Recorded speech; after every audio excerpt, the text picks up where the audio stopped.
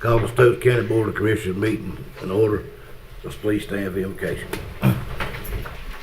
Gracious and Heavenly Father, we come to you today in your Son's name, Jesus, who went to the cross to die, forgive us of our sins, and we're so grateful for that. Bless us, Lord, as we go through the business today of the county, that you'll bless us, Lord, and of all ways, Lord, wrap your arms around our military and bless them for the protection they give us today. In Jesus' name, amen. Amen. Pledge allegiance to the flag of the United States of America and to the republic for which it stands, one nation, under God, indivisible, with liberty and justice for all.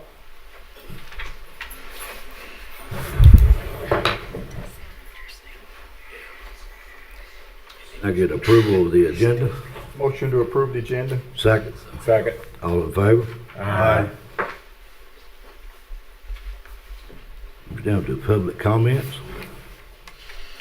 Each speaker shall be allowed 4 minutes for public comments with the option to yield time to another speaker or add an optional minute depending on the number of speakers that have signed up while abiding by the 30-minute total time limit. All speakers shall maintain good decorum and show respect and good manners. Vulgar language, profanity, inappropriate gestures, insults, personal attacks, accusations, and inflammatory language is prohibited. The chairman of the board shall enforce these rules, and anyone not complying with these rules shall not be allowed to continue. At their discretion, members of the board may address items from the public comment portion of the meeting during the commissioner comment period. Katie Tedder.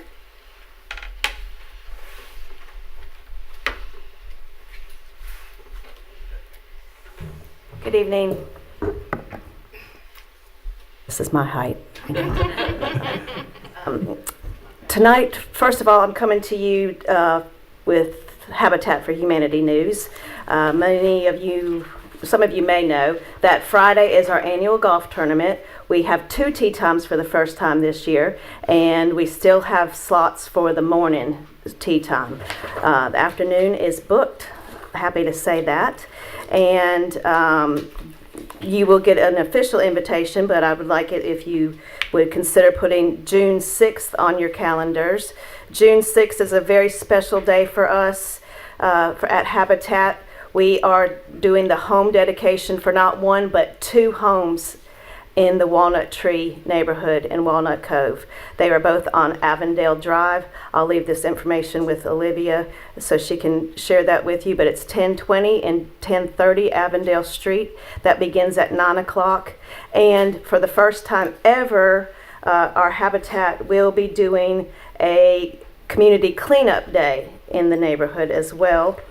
And the Walnut Tree Community Association, they are going to, Habitat and the volunteers, we're going to be doing some cleanup work at various houses in the neighborhood. The community's doing the park cleanup, and I don't know if you guys are aware, but that park was a privately owned lot at one time, and a couple of years ago when we started the process of talking to the folks in Walnut Tree, that private owner came to us and asked if we wanted to buy that lot. And Habitat bought that park lot and on the same day turned around and donated it to the Walnut Tree Association for their community park. And we in turn did some improvements to it. We got a donation to have the fence put up and did some grading, and then they could use the funds that they had been saving for it for new equipment there. So they're going to be having their community day at the park that day, and they have put together some fantastic raffle prizes for their fundraising opportunity. Smart TVs, e-bike, Apple Watch. I'll leave this information too with Olivia, so hopefully if you can come by the home dedications, you can stop by and talk to the community members at the park that day. And second thing, I'm switching over to Tourism Development Authority real quick. In your packet tonight, you have an applicant in there, Jack Whitner. He along with his parents are the owners of the Pilot Mountain Glamping Resort. Jack and his parents attended the first meet and greet for the TDA, one that Commissioner Morris attended, and had the opportunity to meet them there that night. Jack and his wife are young, energetic, very excited to be coming to Stokes County the beginning of June and opening up their new, very unique destination spot for new tourists, for tourists to come to the county. So on his application, he said that he was approached by the TDA, and that was me that did ask him if he would consider submitting his application. So hopefully you all will see to that. And I looked through your budget, your 200 and some page budget, and as I was skimming through it, I saw all the neat historical places there that you highlighted in your presentation, and I especially like the picture on page 197. I hadn't even seen that picture before, and seems like a really cute Airbnb to maybe visit someday. So I'm not sure who put that in there, but anyway, and I will be back up here in just a little bit. Thank you. Tim Mabe.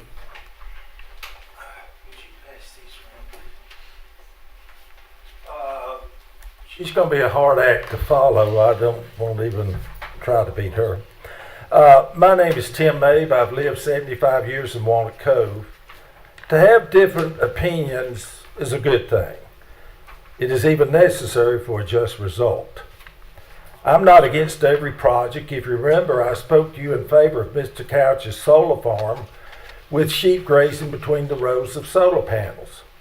With a wide buffer, his producing electricity, food, and raw materials made sense to me. After construction, solar farms become quiet. Mega data centers never do. Mega data centers give their neighbors 24/7 noise, bright lights, air pollution, nitric oxide, high blood pressure, stress, little sleep, and mental fatigue. Within a half a mile of a mega data center, you will never hear birds singing, frogs chirping, nor peace and quiet. The birds are singing. The frogs are chirping. You're just not going to hear them. The low frequency, long wavelength hum blocks out nature and will even go inside your home. The rich do not live close to a data center. Mega data centers are totally different from solar farms. They're bigger, louder, more polluting, taller, hungry for electricity. The electric power that each consumes is equal to 400,000 households. The construction of this mega data center will require thousands of truckloads of cement and overweight cranes that will require permits. Living next to a solar farm is a paradise next to a mega center. This data center will result in home sales adjacent to the project and force the people that buy them to put up with the disruptions and the health hazards. The surrounding area will be not a place to live, it will be a place to move from. Chatham County, Gates County, Canton, Apex, Wendell, Matthews have either rejected or paused data center projects, while Orange County and several other counties are in the process of doing the same. South Carolina received $828 million in tax breaks for electricity and computer purchases. North Carolina, we don't even know what it is. They haven't told us. I suspect it's probably going to be close to the same. In Madison, North Carolina, a developer sold his data center project, the old Unify plant, to another developer. If not in a signed contract, their promises mean little. When considering a $10 billion project, please think about employing a professional to represent Stokes County. The Delta project has professionals. It is difficult for county commissioners and local citizens to know all the details of a mega data center operation and be able to look out for our county's best interest. Data center questions that need a professional to investigate. Are there any NDAs? Who will be the final owner? What is the power source? How much energy will the data center use? When will the data center be connected to the grid?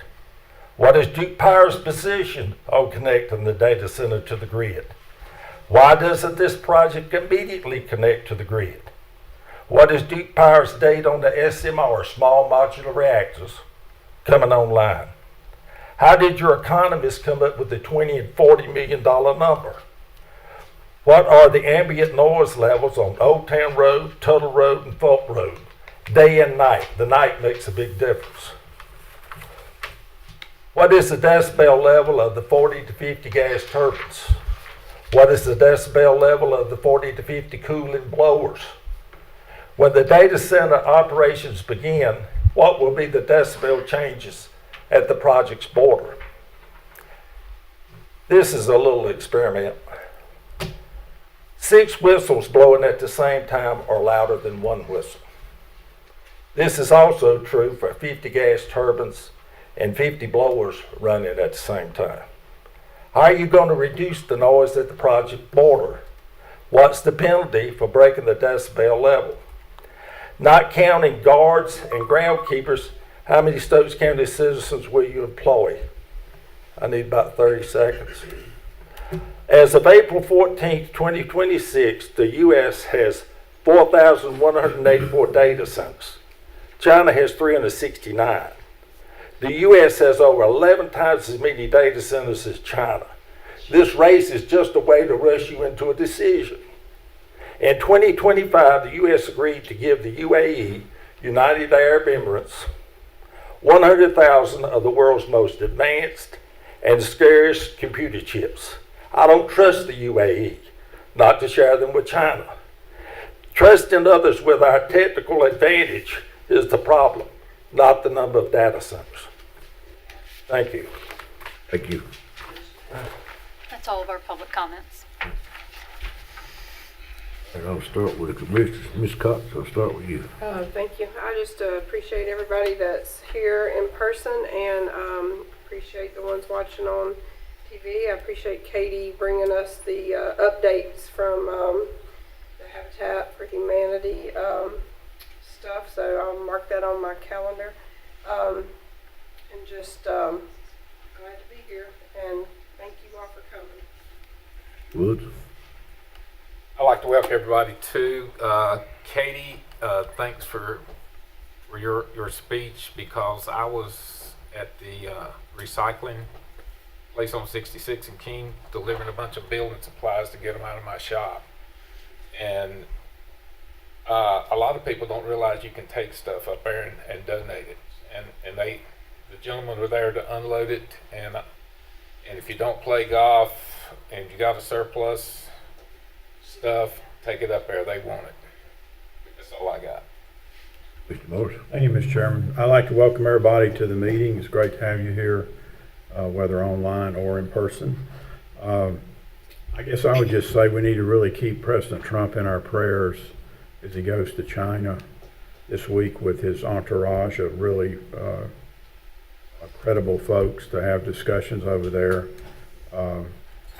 And then the aftermath that may follow in Iran when he gets back. So it's important but kind of tedious time in our country, and we need all those folks to be in our prayers. That's all I have, Mr. Chairman. Mr. Chandler? Mr. Chair, first of all, I want to thank everybody for being here today, and also for the people that are tuning in, streaming, or watching at a later date and time. Need to stay involved with local government. I'd also like to recognize, yesterday was Mother's Day, so I do want to give a special recognition to all the mothers and the grandmothers. It's very, very vital. I think they're always the key clog in any family is mom. So I want to recognize them. Then the next thing I want to recognize is National Police Week started yesterday, runs through the 16th of May, and then they got one day. It's called the National Peace Officers Memorial Day. There's a big ceremony in Washington D.C. Just a quick thing on the stat for 2025. We lost 111 federal, state, county and municipal police officers during 2025. It's 111. It's 111 more than really what should be. But if we're looking at anything positive, which I try to do at times, at least it's a 25% reduction from 2024. So it's going the right way, but we got to get it down to 0. And then in 2026, as of the end of April, we've lost 3 just here in North Carolina. 2 troopers, and of course one that's hit close to home is Forsyth County Sheriff's Deputy Caleb Mitchell, who, as we all know, is also former King PD. Please keep these folks and their families in your prayers. Like I've said from day one, I've seen it firsthand. Some of the when someone dies in a line of duty like that, the family suffers the most. Everything from mental hardship, financial hardship. So please keep our public safety people in your prayers and in your thoughts. Don't let 1 or 2 people that don't do the job right taint your overall perspective of what the profession of law enforcement is. Law enforcement is a very, very valued profession. It's got a lot of integrity. So please keep them in mind. If you're ever in the Washington, D.C. area, of course they do. They have, along with their own memorials and everything, stop by and you'll see all the names of the law enforcement officers that have died. And that's all I got, Mr. Chair. Again, it's great to see everyone tonight. Had a great meeting last week. We met with the City of King, City of Danbury. A lot of building, new stuff coming to Stokes County, so look forward to that. It was a great meeting, and like I said, a special prayer and thought out tonight to Von Robertson. His dad passed away last week, Buster, who served many years as a Board of Commissioners here in Stokes County. So send your thoughts and prayers to everybody at that location. And as Rick said earlier, that if any man in this country needs prayers today, it's our president. He carries a lot on his back in the military. Always, anytime I pray for the military, because without them, we don't have no protection. People really need to think about that. Our guys is what looks after us, and I, for one, greatly appreciate them. That's all I got. If you get anything. Thank you, Mr. Chairman. I'd just like to comment on one thing. Brian and I had the opportunity to spend some time with the Fire Commission last Thursday night and had a very healthy and productive discussion trying to close the gap between their proposed budget for the Fire Service District and our concerns about the long-term sustainability of what they're asking for. And what we expect now is they're going to go back now and relook at things again, and currently expect them to resubmit an updated budget request probably in about a week or so. And so in my presentation here in a little bit, you're going to see what was my recommended budget for the Fire Service District, but recognize that that's likely to change to some degree based on what they come back to us with. Ron, you got anything? No, Mr. Chairman, thank you. David? And I apologize. I failed to mention Walnut Cove in that meeting last week. We met with all 3 cities, Danbury, Walnut Cove, and King, and I apologize for that. That brings us to conflict of interest. Before moving further, does any board member have a conflict with any of the items on the agenda for today, or could perceive as being a conflict of interest? Got it this time. Can I get approval for the consent agenda? Motion to approve consent. All in I have favor? a comment for you on it. I just want to note that I thought the support letter for the Blues Creek early site permit was extremely well written, and that's important that we meet these guidelines so we keep the nuclear program going out there. They only needed one. They don't need individual. They do need individual ones as well. Yes. They would certainly welcome it. Okay. That's all I had. All in favor? Aye. Aye. That brings us to the information agenda, school zone planning, Katie Tedder and Randy Campbell.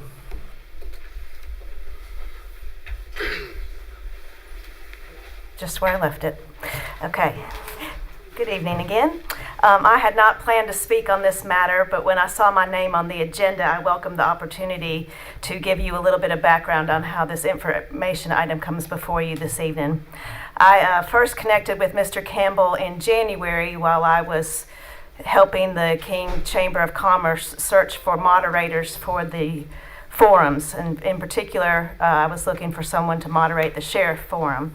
And while Mr. Campbell couldn't do it that evening, we continued our conversation when he asked me if I had ever heard of automated speed enforcement for school zones. And as a former teacher, office manager on the front line at our busiest school here in Stokes County, and a former board of education member, student safety has always been a top priority for me. So the concept, when he explained it to me, caught my attention immediately. And I thought, why wouldn't a district want to adopt this program? So I went about researching the program and reviewing the legislation, which is Senate Bill 391 that passed last year. I shared this information with Chairman Barney Castle because of the way the legislation is written. It has to be a board of commissioners that approves this program. And then after I talked to him, with his permission, I went to Justin Duncan with the Board of Education and to Sheriff Lemons. The information that Mr. Campbell will present to you this evening comes from preliminary speed studies that were conducted here at 4 schools in Stokes County, and those were done with the approval of the District Department of Transportation Office. Blue Line Solutions, the company that Mr. Campbell represents, was founded and is managed by retired law enforcement officers. They are currently conducting speed studies with more than a dozen school districts across North Carolina.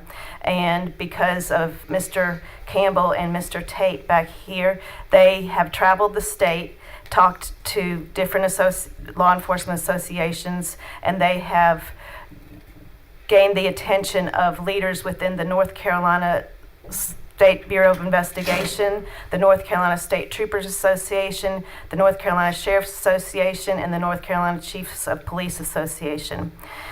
At its core, this program is a no-cost safety initiative designed to protect our students, parents, bus drivers, teen drivers, and everyone traveling our roads during school days and school hours.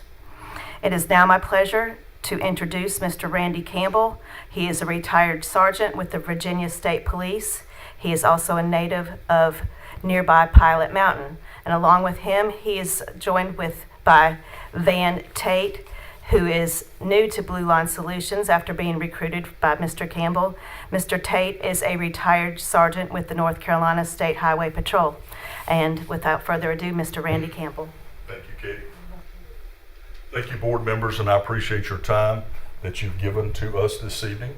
One of the things that I'd like to lay out as a framework is the things that I'm going to share with you this evening are from the experience that I had as a trooper and as a sergeant, specifically speed, traffic accidents, and human driving behaviors.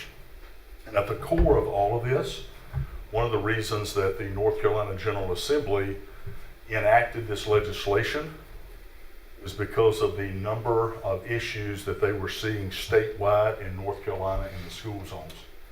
So from rural counties to metropolitan areas, I was down in Onslow County earlier this week, Jacksonville, very heavy traffic volume. This is something that impacts every jurisdiction in North Carolina. Virginia, you'll hear me reference that sometimes throughout my presentation. I've been serving up there for about 3.5 years. We had legislation that was given to us by the General Assembly in 2020. We currently have about 34 partners in the state of Virginia. And my presentation to you this evening basically entails what does a healthy automated speed enforcement program look like. And the reason I preface healthy is some of the things that I've experienced in Virginia from jurisdictions are not good in the sense that they have taken this program and they've turned it into a tool for policing for profit through technology. I'm going to lay all of that out, what a healthy program looks like.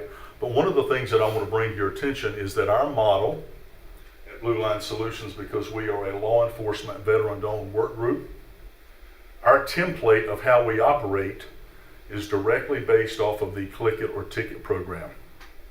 Most of you probably are aware that that was born in North Carolina in the early 90s. And in the early 2000s, that became a national program. And one of the key components of the Click It or Ticket program is capturing data before the very first citations are ever issued, and before the very first citations are ever issued to the motoring public.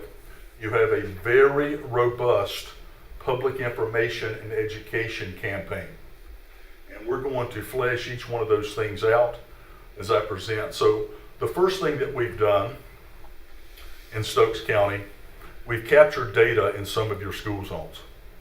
I'm going to highlight Chestnut Grove and Mount Olive shortly. I'll share some statistics with you that may or may not be alarming, but you have to have a cornerstone of data to show that there is a problem. And every once in a while we have a school zone where you don't have any issues with speeding.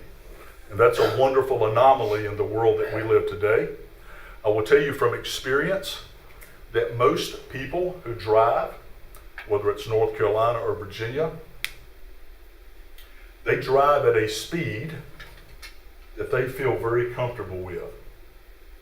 So whatever the posted speed limit is, whether it's absolute or cautionary, there are a lot of drivers who ignore that. We will see that in the data that we collected at Chestnut Grove. We have 8 more schools that this weekend I will personally be capturing the data in Stokes County. Quite honestly, we have been so busy across the state of North Carolina that it's an all hands on deck of trying to capture these speed studies before the schools let out. So I want to talk about the speed study data in Chestnut Grove and Mount Olive. And if you can't see, do you guys have a screen on the other side? Thank you. This was captured February 23rd through February 27th. Those were full school days on the calendar. And if you look in the bottom left-hand corner, you've got 9,784 vehicles. That's how many vehicles pass through those school zones from 7 a.m. to 4 p.m. That's your total number of drivers. During those 5 school days, you had 2,520 motorists who drove through during the active school zone times of 7A to 8:45A and 1:45 to 4 p.m. that were exceeding the posted speed of 35 miles an hour by 11 miles an hour or greater. You can see on the pie chart that you had 1,796 drivers who were traveling 11 to 14 over.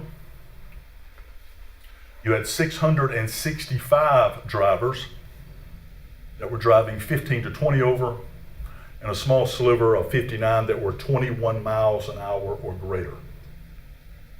So this is the cornerstone of our program that we give to the localities for them to see what the data looks like in the school zones.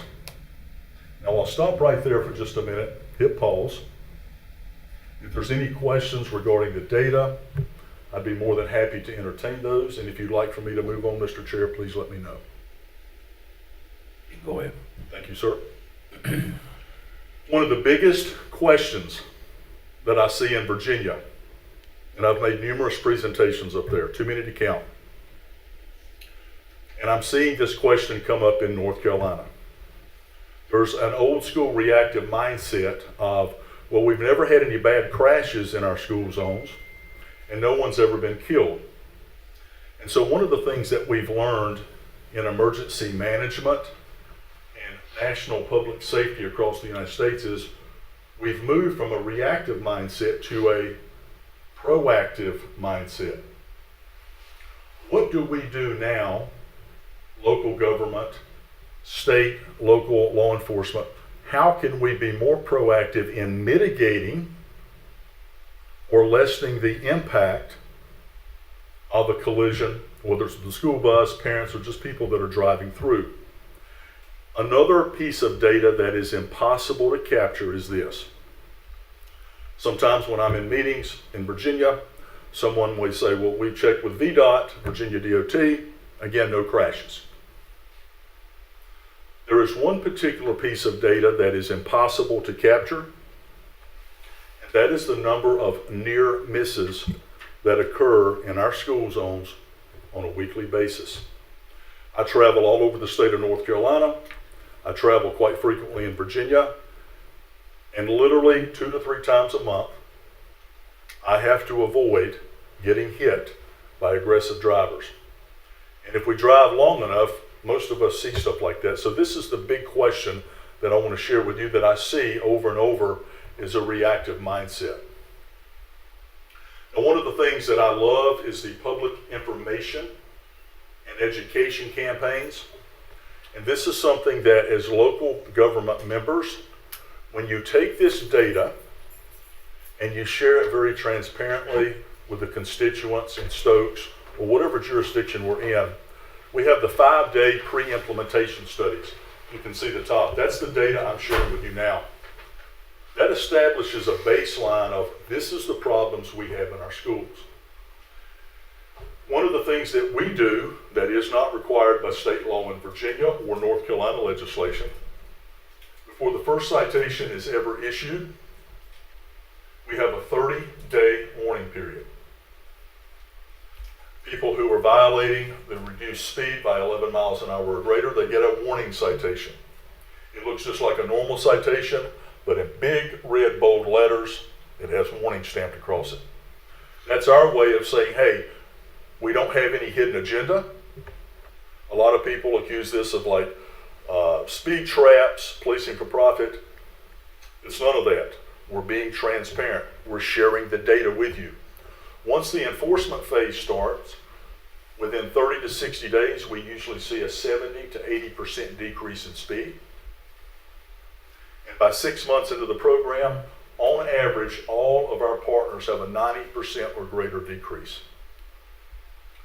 When that information is shared with the citizens of a county or a city, and they see that local government did not implement this to make money, they actually implemented it to reduce speeds, then you get that community engagement from people that's like, you know what, this is a legitimate program. These are just some examples of some flyers from Virginia. This is the public information, whether it's Instagram, Facebook, social media, WXII, you name it, your local radio stations. You have some from over in Sussex County, you have Southampton County with. These would be customized to Stokes County, and all of this is given to you at no cost. We have a marketing team that would connect with Stokes County Sheriff's Office and other local government leaders to use this and customize it as you see fit. Let's talk about the automated speed enforcement program itself and what the footprint looks like. This is a picture of what the actual ASC platform looks like. As you can see, it is a small footprint. We use single beam fixed LiDAR, which law enforcement in North Carolina, Virginia, and all across the nation, that is pretty much the standard. That is one very minuscule beam that is covering each lane of traffic. It's not like radar, and every vehicle that passes through there is captured by the beam. There is no data collected on any driver that is compliant. Non-compliant drivers, the data is captured. Another thing that I'd like to share with the board is the speed instruments that we use are recognized by the North Carolina Department of Justice. We are on their list. We use Laser Technology Incorporated, or LTI. We also use the Dragon Eye LiDAR model. And again, all of these have been vetted and approved out of Raleigh by the DOJ. I want to share with you, to give you an example, and the people that may be viewing at home, what this looks like. I've got a 4-lane primary highway with a solid double yellow line as a divider. As you can see, in both lanes, you have a platform. You've got 2 single beam fixed lidars covering both lanes. Over to the left, or maybe your right, you can see the housing of the head. That is where the camera and the lidar system operates out of. Our system does a self-calibration every 35 minutes on the hour. We have a network operations center in Chattanooga at our headquarters, a NOC center, where we have people monitoring all of these cameras in these zones. And if we have a technical issue with the camera or the lidar, it immediately shuts off. And in 48 hours, we have boots on the ground fixing whatever the tech problem was. Usually I can show you a short video clip of what the image and the clarity of the video looks like. We could not get that to work, but one thing that I want to point out to you is that all of our data that's captured on non-compliant drivers, the rear of the vehicle is the only portion of the vehicle that's captured. There is no imagery with anyone's face in the vehicle. On the other side, you'll see a red reticle. That reticle is the zero beam of the LiDAR, and when a vehicle comes through that is non-compliant, that image is captured with the reticle centered on the vehicle. And the violator, when they receive a citation, they have these images available on the citation, and we also provide a working video link. When someone says, "I wasn't driving," they can click on the link and see their vehicle. The North Carolina General Assembly created a rebuttal clause in their legislation.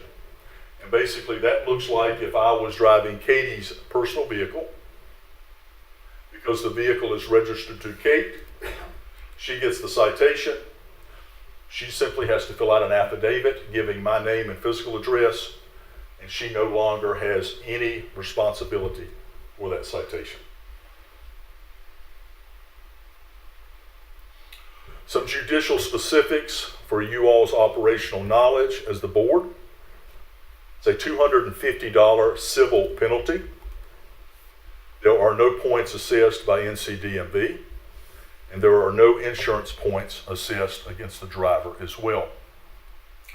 One of the things that caught my attention when this legislation dropped in North Carolina, there is no threshold that the GA established. And when I say threshold, in Virginia, when you're using ASC technology in school zones and highway work zones, you cannot issue a citation for anything between 0 and 9 miles per hour. It has to be 10 miles an hour or greater. One of the things that I am optimistic that we do not see in North Carolina are jurisdictions that create a program that starts issuing citations for 5 or 6 over or 7 so that they can generate more non-compliant revenue. Because that is not the intended purpose of the GA, the legislation. One of the big things we see in Virginia is when local government communicates that we do not start issuing citations until you have exceeded 10 over, you really see a swell in community engagement when they realize that you are giving some grace. I will tell you from my time as a trooper and a sergeant, if someone's traveling through a reduced school zone of 25, 35, or whatever that may be, giving someone 9 miles an hour over, that is a lot of grace depending on the fact that that's a school zone.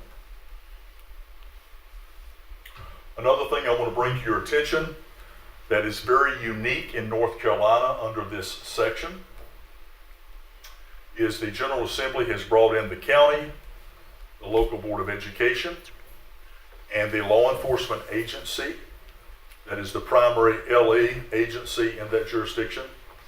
And they've given you all the autonomy to create a program to the non-compliant revenue that's coming into the county, that you all can disperse that and disseminate that as you see fit. the things that the General Assembly requires that mirrors in Virginia is part of the due process of the motorist. For every citation that comes through Stokes County, a member of the Stokes County Sheriff's Office who has been identified by the sheriff will be an approving officer. He or she will approve the citations. Their name, their badge number will be on that citation. That is where the due process is met by legislation. And if I receive a citation in the Mount Olive ES school zone and I want to come to court to contest that, those approving officers or the approving officer who actually signed that, looked at it and approved it, they will be in court on that civil court date. Sometimes we hear people who do not understand the program. They will say this is unconstitutional. I don't get to face my accuser. That's simply not true. Everyone has an opportunity to come to court, and the approving officer is there with the judge. Katie mentioned this. There are no costs to Stokes County. This is a 100% violator funded program.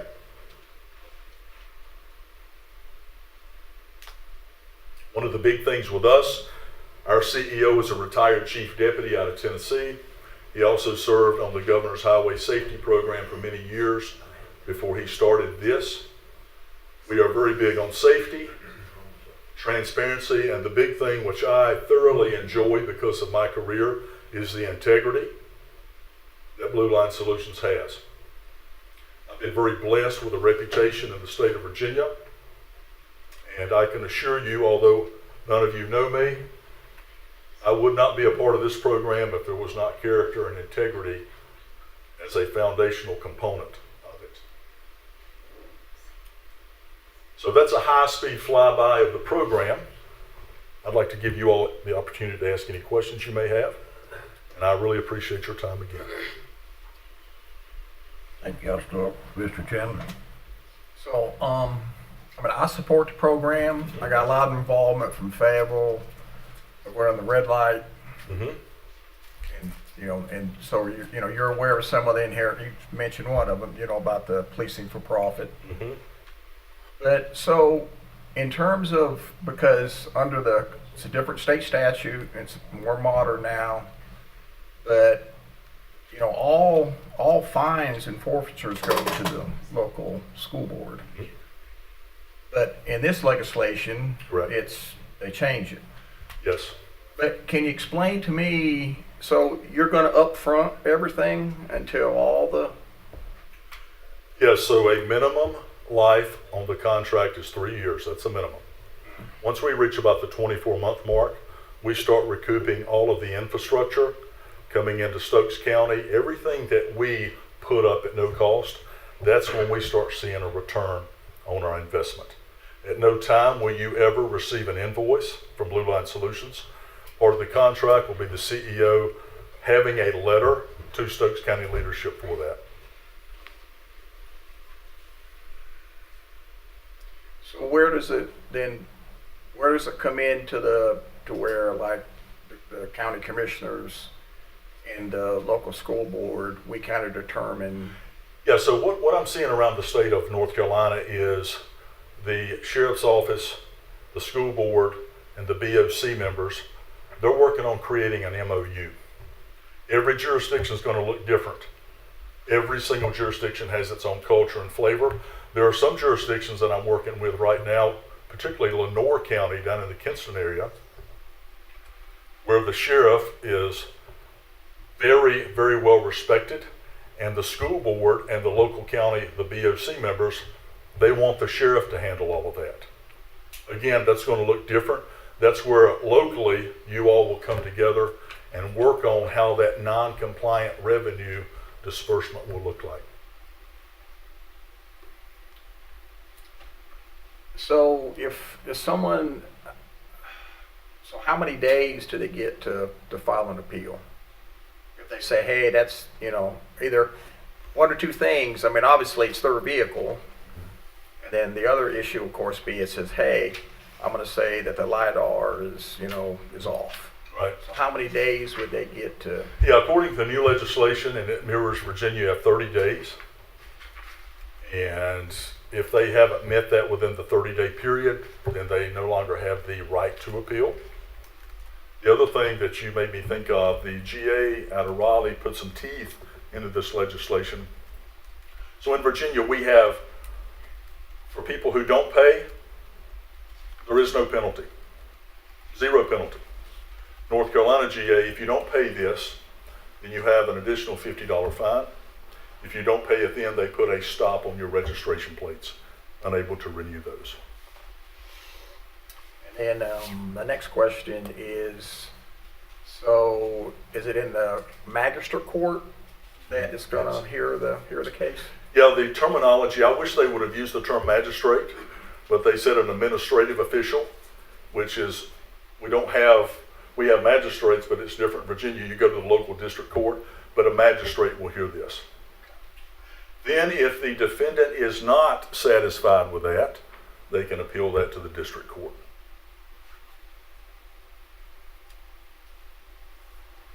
That's all I got. Yeah, just one question to start with. I've been exposed to cameras in Germany for many years. They've done this. They've got that down to a science over there. Have had for decades. The red light cameras and cameras on bridges, watching distances between cars and stuff like that. But the thing is, all the fixed sites, we all became real familiar with where they were, and so we didn't violate the law at those locations. It's a deterrent. So it seems to me like you would really have a decreasing revenue model quickly whenever nobody violates the speed limit through these specific locations. So is that an issue? I mean, So I'll tell you what our CEO says. He says, if you ever see a jurisdiction that has zero non-compliance, everyone's compliant 100%, he said that is going to be a miracle because we'll never see 100% compliance. But that's the goal of our CEO. And that's another thing for Stokes County when I told you you'll never receive an invoice. Our CEO isn't out to make money. There's enough people that are going to be non-compliant. We're not going to lose money. So, but you are right. And when you say that people know where the cameras are, that's the program working right there. It's a deterrent. yeah, I understand that part of Yeah. it. It just seems to me that if we're all trying to get some revenue along with this, which is When does what it I'm stop paying the bill? always looking for. Do what? When does it stop paying the bill? Yeah, and when does it fine enough? Unless the cameras were mobile, then you'd have a whole different revenue model then. But they're fixed, right? They're going to Fixed, be yes. at a fixed location. Okay, that's all I have for now. Mr. Woods, I don't have any questions. Mr. Cox. A couple.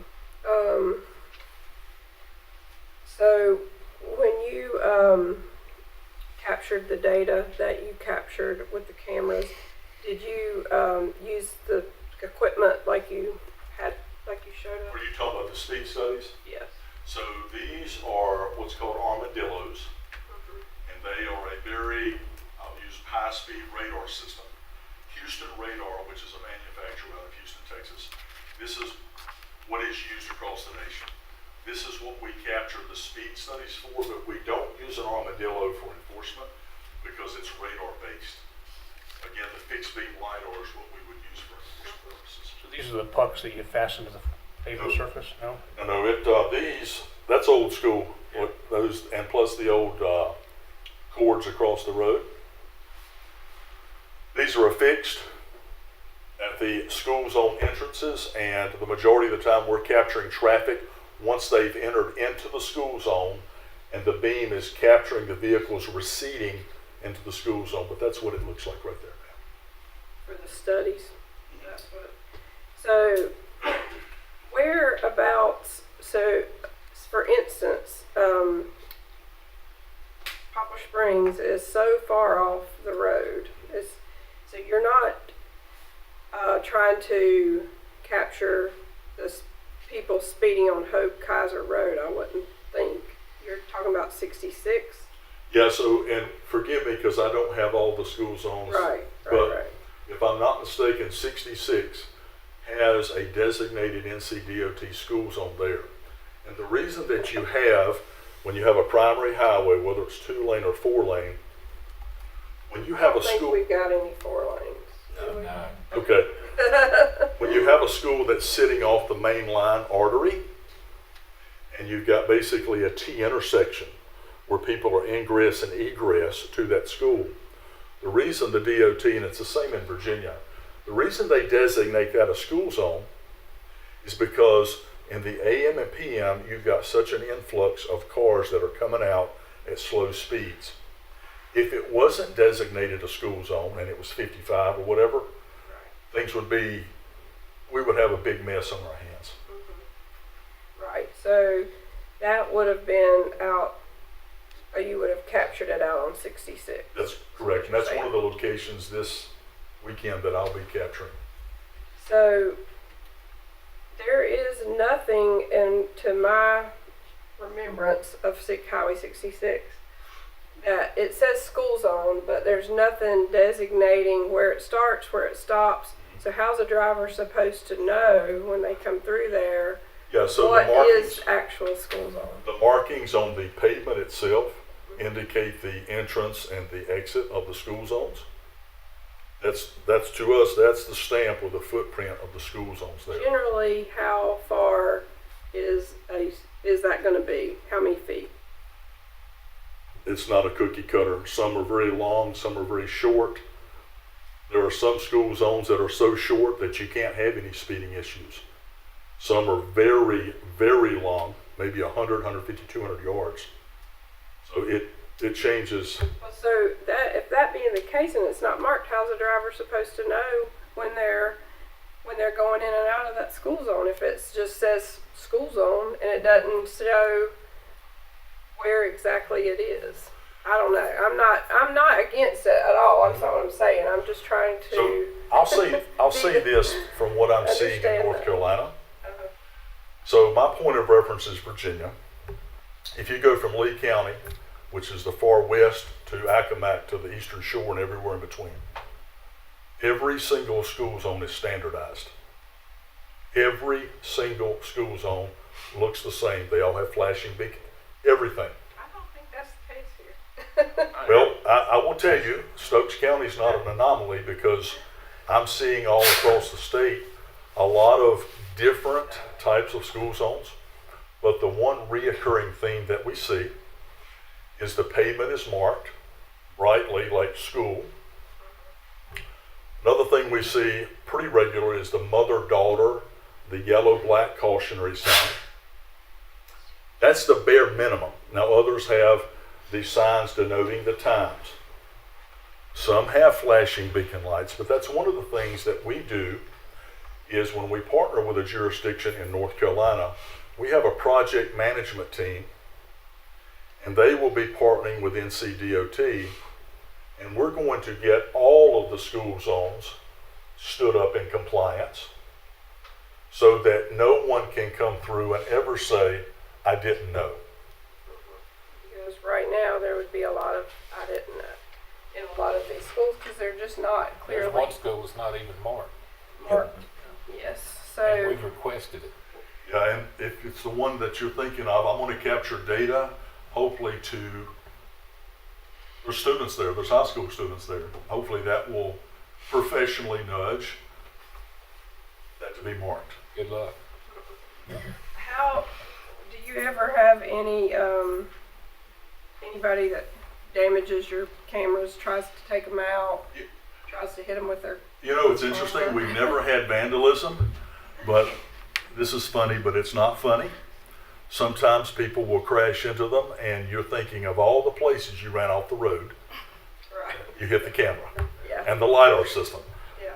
And it's just open space, but no vandalism, fortunately. That's good. Yeah, been Stokes County. Oh, trying to think if there's any other.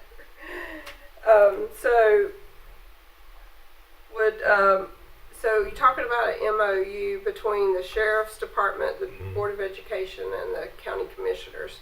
So that being said, should we try to talk to those other because I would not want to do anything that until I know for sure what their thoughts and feelings are on it, and so we would need to have some type of meeting with them to Absolutely, get all on the absolutely. same page. Yeah, and the code is there's nothing ambiguous about it. It basically says, and it even says may instead of shall, that you may enter into a local agreement. What does that look like? Again, every county, every municipality will look differently. If there is no agreement, all of the funding goes to school. Correct. And one of the things that, let's say you have a jurisdiction where the school says, no, we want all of the non-compliant revenue. That will be a very hard sell because the local law enforcement agency, they're not going to approve the thousands of violations and not get some type of reimbursement for their man hours. Correct. Out of that $250 civil penalty, I'm assuming Blue Line Solutions Correct. get some of that. Yes, we take 30% of the $250, and the remaining balance comes back to the jurisdiction. And that is how the gentleman, Mr. Chandler, after up to 24 months, we start recouping some of our investments. Do you have other districts in North Carolina using it yet? There are no districts, there are so many jurisdictions on the radar, unintended, but nobody has implemented yet. I really believe they're all working through this right here. What's that going to look like locally? Yep. And when did you say this was approved by the General Assembly? October the 1st of 2025. Okay, so it's still fairly new. I have another question. There was something that you said that made Can I ask a quick follow-up question? Yeah, go ahead, because mine left me. It just kind of clicked in my head, but I'm a big fan of due process. So if you get my car and I'm non-compliant and I appeal it, so I go in front of the magistrate. So what do you provide, if anything, to the deputy that put his, that's signing off on the citation? So in other words, if I ask I would like to see when it was last calibrated, Sure, the time, absolutely. the Yeah. date. I want to see the serial number Yep.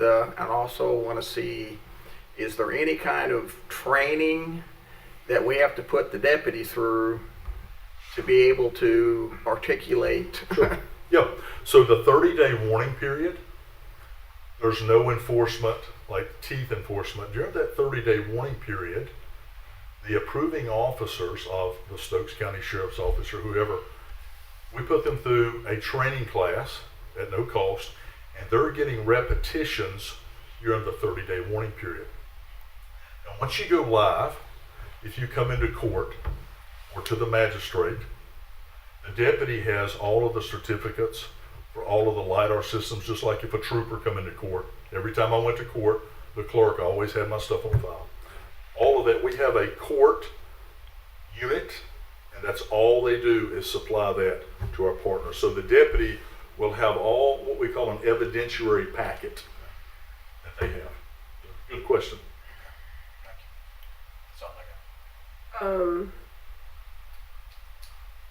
The clerk's office at the courthouse, as far as the clerk of court's office, right? So are they impacted by this as well, as far as like it?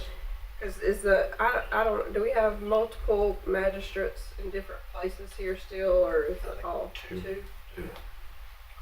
Yeah, so we invite the clerks, and about 85% of the times, we have a training session for all the judicial officials, including the judges.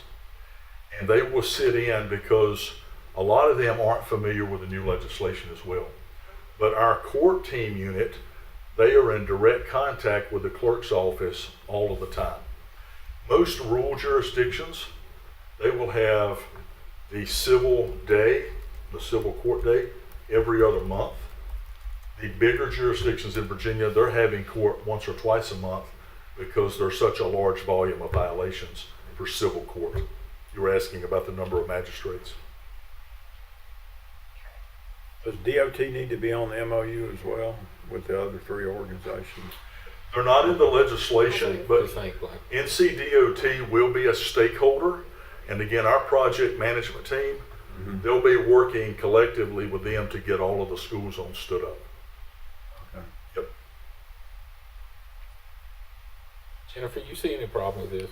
The only question I had is with the administrative office of the courts being a state agency, whether there needs to be some sort of inclusion in any sort of MOU or memorandum of agreement with them. I wondered how you were, because magistrates are state employees, they're not county employees. The Sure. clerks are state employees, they're not county, and so are the judges. So how is that overlapping? So as far as the magistrate, and same in Virginia, they're all state employees. But it's like you have the deputy when they arrest somebody, or a city officer or a local officer, they bring them in front of the magistrate for probable cause, they go to the judge for hearing. But here, it would be the same typology of the magistrate, even though he's a state employee, he's hearing local cases that were generated on a local level. So it starts in essentially small claims level and then can be elevated to district if they appeal from the magistrate's decision? So please forgive me, because I'm not Okay. familiar with the judicial system in North Carolina, but the do you have the code or the legislation? I've got the statute pulled up. So they talk about an administrative hearing. Again, I wish they would have put magistrate in there for Yeah. simplicity's sake. So I don't know if that's what you'd call small claims. Yes. I think so. I think what it's saying is that the administrative hearing would be like the equivalent of small claims court, and then if you didn't agree with that decision, within 30 days you could appeal to regular district court. I also noticed that it does have a provision in there stating that there's got to be like a warning sign for drivers 1,000 feet Absolutely. before It's the same in the Virginia. LiDAR. There is nobody that can drive into an ASC zone who can say, Yeah. I didn't know, unless they had their eyes closed or they were on the phone. So I Because wondered, the signage is all over the place. I wondered if that would go to your question on that, Sonia, whether there would be something saying like you're about to enter a school zone, please don't speed through here. Like even despite any other markings, it sounded like there was additional marking It as is. well required by the Most statute. of the time, and I don't know what DOT will require, but in Virginia, you've got an absolute black and white sign. It's white with black lettering. It's got a camera in the middle, and it reads photo speed enforced. What if, say, school is just out for spring break for a week? And do you just turn the cameras off during that time? So before we ever go live, our people in Chattanooga, our team, they get the school calendar from the local jurisdiction. All of the hard dates that are in there, we know ahead of time there is no enforcement. Now, one of the things that I love is, let's say there were citations processed today in Stokes County. Data captured.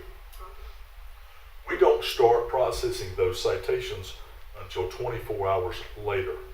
The reason we do that is, let's say Chestnut Grove or Mount Olive, they had a dismissal for maybe there was something happening that wasn't on the calendar. That gives our POC, our point of contact in Stokes, time to let us know with a call and an email that the afternoon hours of today we're not processing any violations. So that's where the good communications come in. Who is that person? It'll be someone with the sheriff's office. And that person from the sheriff's office is supposed to know what's going on at 18 schools every day? It works very well in all the other jurisdictions. So, well, one question, and I don't know, does Stokes County have SROs in their schools? Yes.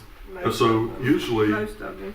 Usually in all the other jurisdictions, the SRO is the one that would let us know. Okay. I did have one other question, Sure. if you don't mind. It looks like that the statute contemplates that the citations have a recorded image of the vehicle speeding. Is there other data that you can use to verify that I didn't leave a driver? Like, is there gonna be anything that you're gonna be able to see that would have the facial recognition? No, we So don't, it's up none of to that, just the rear. Because I know there's a procedure in here, it says for the owner of the vehicle to be able to say somebody else was Okay, driving. yes. So I guess I'm just wondering how, like, say my husband takes my car, but it's registered in my name, and you don't have a picture of me driving it. How does that work? I mean, if I'm not able to prove that I don't know. You know what I'm saying? Like, I'm just thinking about hypothetically how that would work. So I want to make sure I'm tracking with you. Okay. Let's say your husband's driving your vehicle that's registered in your name. Only to me.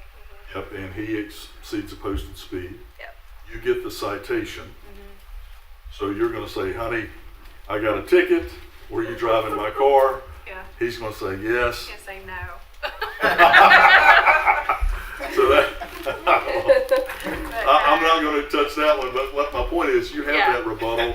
Yeah. That rebuttal clause. So that process is there though for Oh people yes, to be we able have to that see. in Virginia as well. That's within that 30 days, right? Yes. Okay.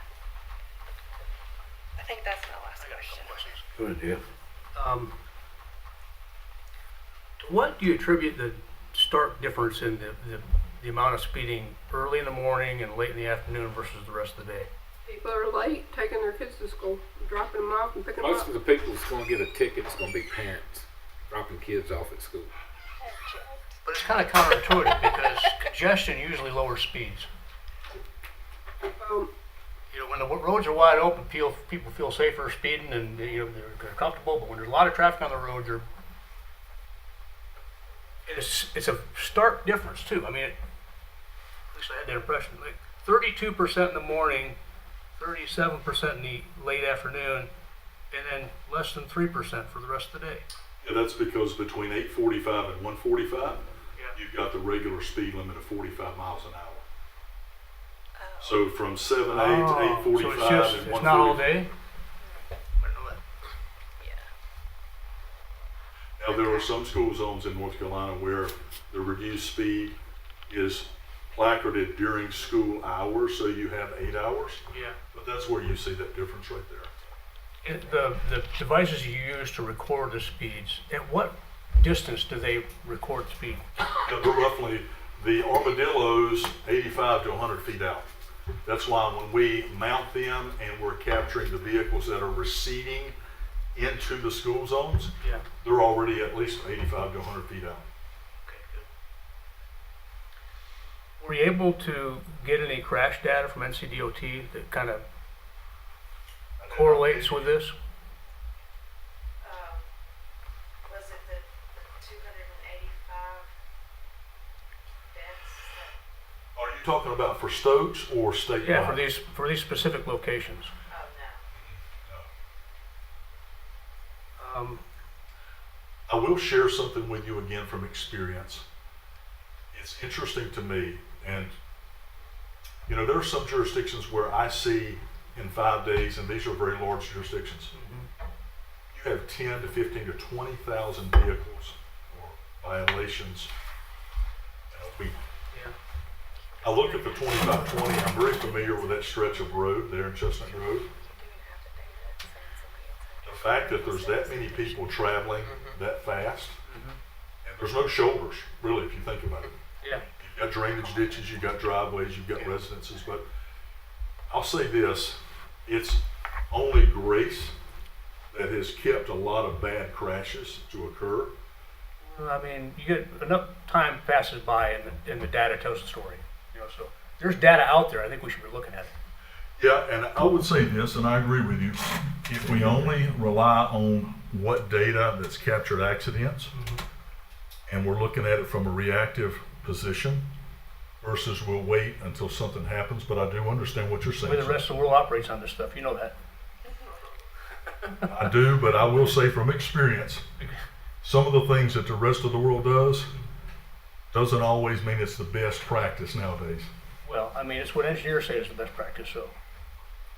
Well, I'll tell you this, when I was a trooper, there was a particular road in Carroll County that we had numerous fatalities on. It's a secondary road. And I worked one of those fatalities, and I always wondered why VDOT, and I say this respectfully if anyone from VDOT's listening, why would they not take any countermeasures to fix that section, widen it, or whatever? And it's a reactive mindset. It costs money. And most of the time, a reactive mindset, there's money involved. But so I understand what you're saying. Has there ever been a situation where implementation of something like this clogs up the court system?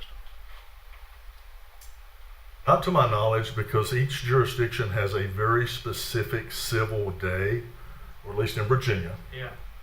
That's the day that all of the ASC, the automated speed enforcement citations, are heard. Yeah. But there's a lot more that currently are happening, right? So, because this is putting a new demand on the court system. It wasn't there Correct. before. It is. That's correct. So I guess we need to find out what their perspective is on it.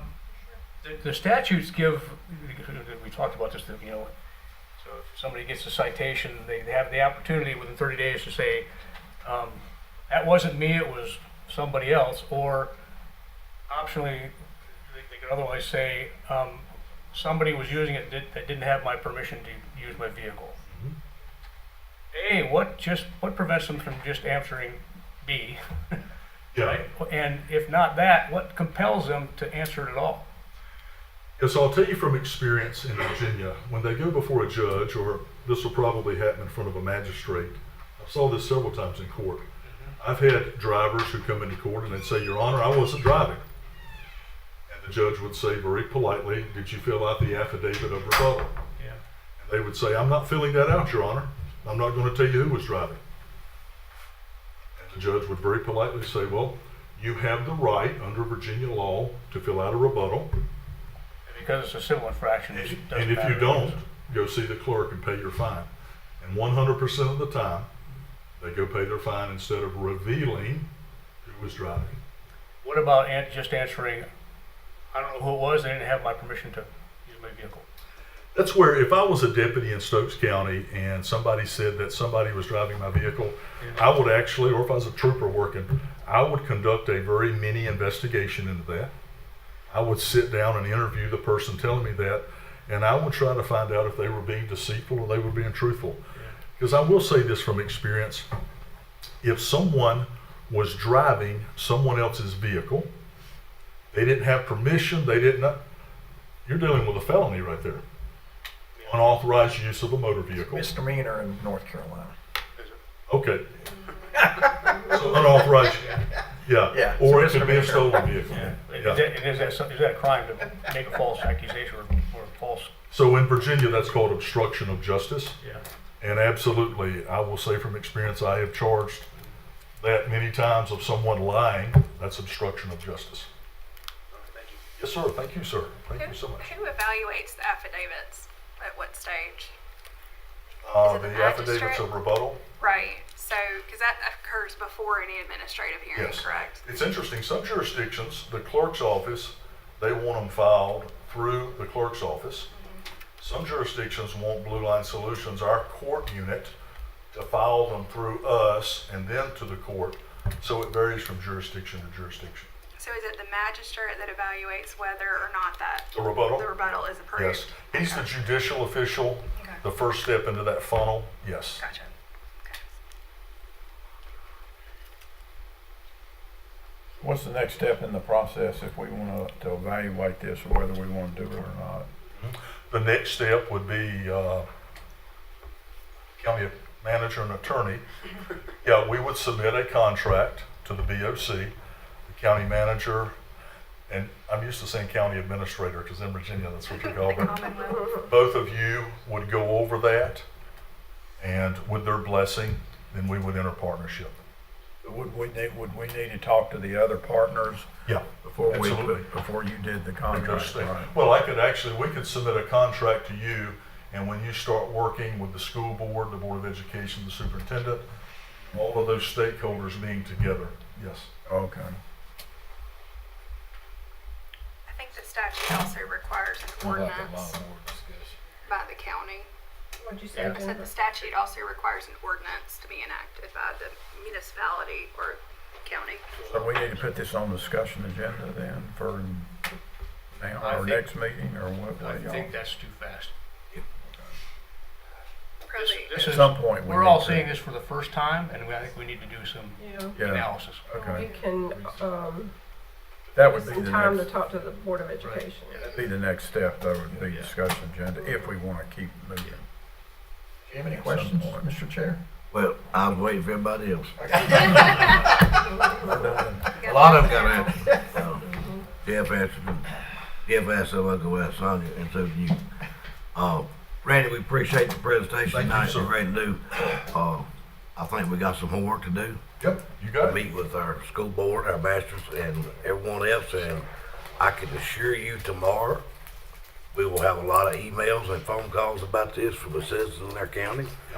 So, we'll meet with our county attorney and see, and then we'll, So please, Katie has my direct contact number. If any of you have any questions, please call me at any time. I'm not a 9 to 5er, and I will avail myself to your call. Thank you so much, sir. thank you, sir. All right. Appreciate If it. nothing Presentation. You did a Yeah, good it's presentation. presentation, if nothing else, we realize we have some work to do on those school zones and making them much clearer, and we might need to work with DOT, to do that irregardless of whatever we do. That has to be done. So, thank you. Thank you, ma'am.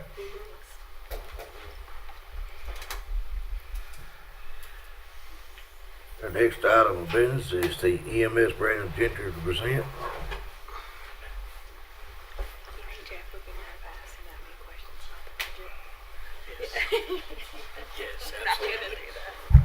Good evening, Commissioners. This time of year again, I know this week's National Police Week. Next week, start May 17th to the 23rd, will be a National Recognition of EMS Week. And every year we get a proclamation signed by the Commissioners. And I just want to ask you, I think all of you have a copy of it. And if you guys would, or Wayne would sign that, would greatly appreciate it. And recognize our EMS employees of the county for what they do. Need to move this to action tonight. Sign it, or you just Yeah. need Yeah, that's fine. If you're comfortable with that, yes. it? Yeah, absolutely. Any questions? You want us to read it, or you want to read it, or do we need to I read have it out loud? I have it. And we can read it now, or we can do it when, if y'all want to move it to action, however y'all prefer. Just wait till we move it to action. Okay. Then I'll read it then. Thank you. Thanks. Discussion again, that just says Jeff. All right, more budget discussion here. We're moving along. you got 4 minutes. That's pretty good. Any questions?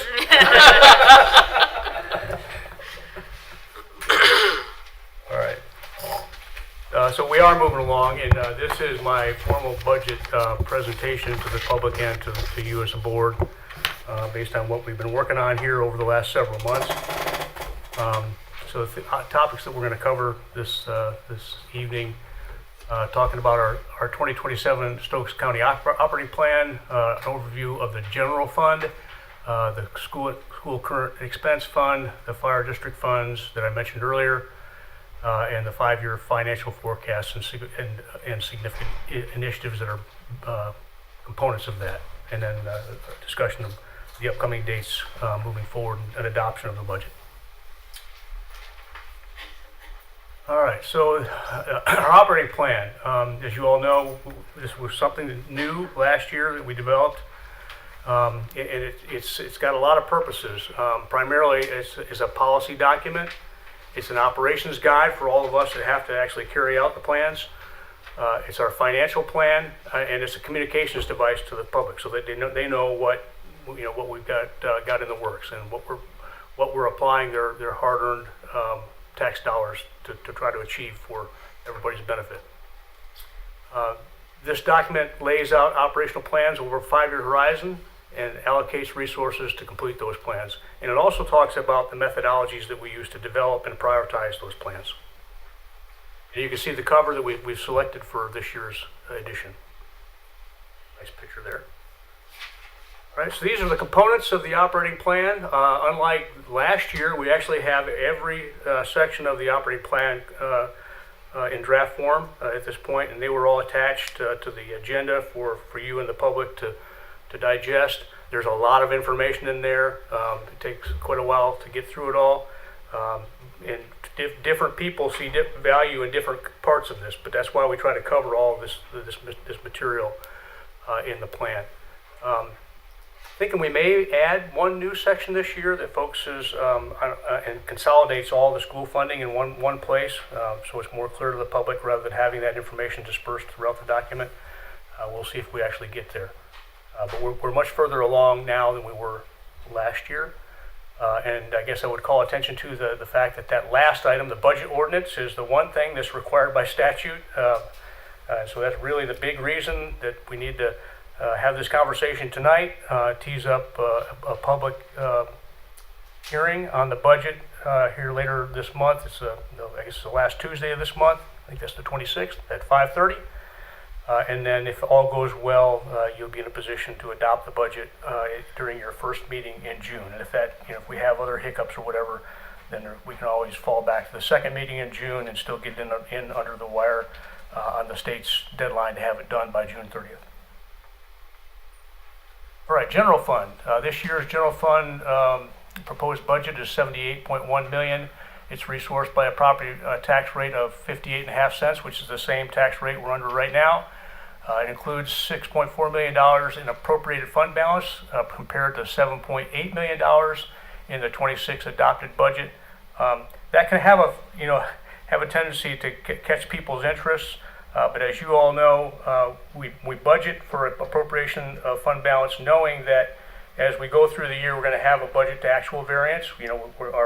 Our revenues are probably going to come in slightly high than we budgeted because we're being conservative, and our expenses come in lower. And so if things work out as we intend, there's a kind of a rough balance there, and we come out the backside of the year with the fund balance at roughly where it was when we started. We expect the ending fund balance this year to be 34.1% of budgeted expenditures. That is slightly down from where we are right now. And this plan includes completion of the new animal shelter. That's actually a carryover of that we've been working on for two consecutive fiscal years now. We'll be replacing 2 ambulances. One of those is a whole new vehicle, and the other is a remount. And then we've got the big project for the Mountain View Road green box site, and there are 2 new FTEs in this plan. You'll see the details on that later on. So this is how our revenue sources kind of break out on a percentage basis. And you can see, as always, property taxes are about half, usually just slightly over half for most local governments of the revenue source equation. For this year, that's 51% compared to 52% last year. All of our other intergovernmental revenues, to include sales tax, is coming in the same as last year's 14%. Other taxes and licenses pretty close to the same. So it's kind of the same story, right? As I mentioned before, this breakout typically doesn't change a lot. It's pretty steady. Fund balance appropriated, as I mentioned before, slightly down this year. And then you can see how our budgeted expenditures break out in terms of salaries and benefits versus operating and other uses. And salaries and benefits, as always, is our biggest component. Last year it was 43%. It's up a fraction of a percent, really, in 2027 to 44%. And operating holds the line at 29. Funding for schools in the general fund, only that portion of what we provide to the schools is the same as last year, 22 to 22, and debt service is a little bit lower. And then you can take a look at it broken out by function. And again, very consistent here as well. Public safety is the biggest component, and it has been for quite some time. A little bit of growth there, about 1% in public safety. Health and human services, as has been normally the case, comes in right behind that at 24%. Education, pretty consistent from last year, 22 to 21%. General government down a little bit as well, 21 to 20%, and then much smaller components in administration, cultural, and recreational, and economic development. Significant non-capital projects that are in this budget that we've developed for FY27. Well, I guess it's also capital projects. I do have the animal shelter up there. As I mentioned before, that funding is rolled forward from the 2026 budget. Replacement of one ambulance, remount of another ambulance. We'll be replacing one sheriff's office interceptor that's rollover or taking on a new lease since those vehicles are all leased. A total of $362,000 in major building components replacements for this year. There's the green box site I talked about before, and then we've got $100,000 budgeted for a minor remodel of the King Health facility. And that's something that was put in the plan last year. School current expense fund, this slide looks exactly the same as it did the last time I talked to you. The good news is I got feedback from Dr. Rice that he thinks this is acceptable. I don't know that he's had the opportunity to get that solid thumbs up from his board yet, but we're looking at about a 2.7% increase in our funding for the school system from the general fund to fund current expense requirements this year. And you can see that management recommendation total over on the right-hand side of this slide.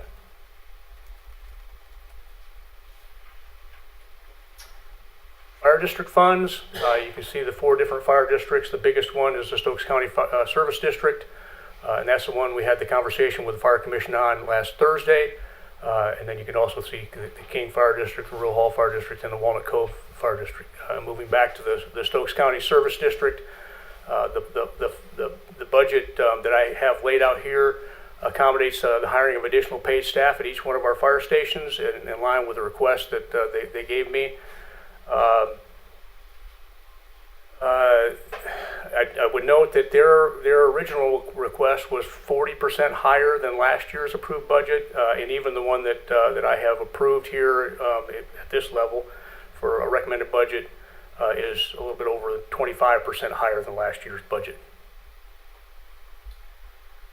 We had a real quick conversation at the last meeting when I presented the 5-year forecast, or I'm sorry, the budget preview, about whether or not it would be appropriate to enact a fund balance policy for this fund. And I just thought it was interesting that if you did that, and if it was 30% like our policy is for the general fund, this budget that I'm recommending would leave us with just over that, 31.1%. I don't know if 30% is appropriate for this fund or not. I think we'd have to do some analysis on what we really need to do there in order to make sure we're protected for any kind of major unexpected expenses in the future. But I just wanted to call attention to that for you. The proposed 27 fire district tax rate is flat, the same as it was this year, 9 cents. I wouldn't get too wrapped up in these numbers because as I said, this is going to, I'm sure this breakout is going to at least change when we get information back from the Fire Commission, because all I did was apply a flat 10%. Just 10.3% change or reduction from what they had originally submitted to me. I'm sure that whatever overall decrement that we agree to, they're probably going to allocate it a little bit differently than a flat rate. So this is just what's in the proposed budget right now, and I expect it to change.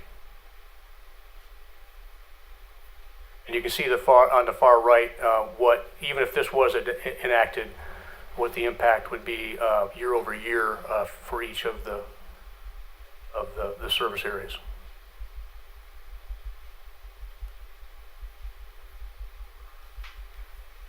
Back up. Yep. Why is the increased numbers just like Sartown versus South Stokes? Why is there such a big? For South Stokes, there's an apparatus purchase in that, so there's some good reasons why some of these are different. Okay.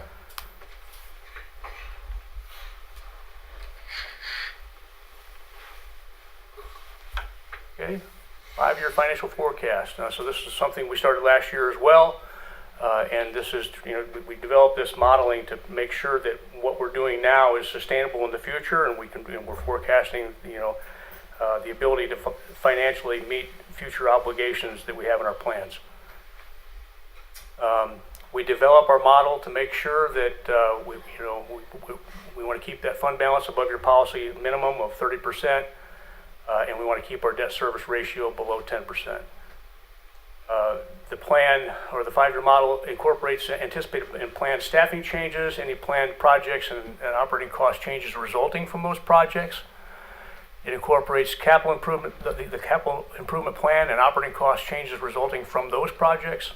And there are a whole bunch of assumptions that go into building that. Most notably, we have, based on historical analysis, we project in this 5-year plan 3.1% year-over-year annual growth in our real and personal property tax base. Plus, there are a few key anticipated projects associated with the development of Carrollwood Farms that's built into this 5-year plan.